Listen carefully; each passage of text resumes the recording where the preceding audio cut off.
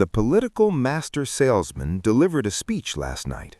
For longtime supporters of Donald Trump, his core appeal remains clear. He excels at using speeches to highlight his accomplishments, functioning as a master salesman.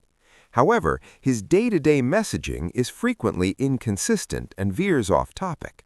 His base has learned to prioritize the signal, his record, over the noise, inconsistent statements, often accepting remarks they disagree with to maintain focus on his track record. In terms of his record, the controversial tariff situation appears close to resolution, achieved through his unconventional approach. While tariffs are unpopular with many, their stated goal is to serve as a mechanism to decrease income taxes.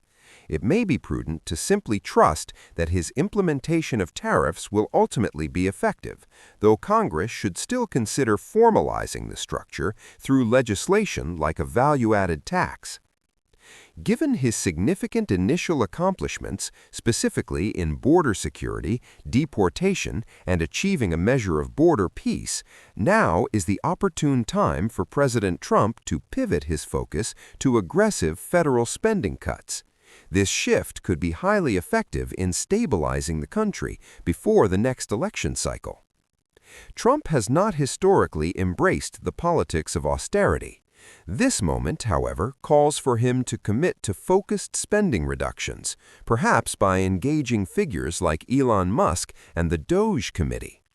Meaningful cuts to wasteful spending, led by an uncompromising OMB director, the metaphorical Darth Vader, could define his legacy, ensure an overwhelming electoral victory, and permanently secure control of Congress.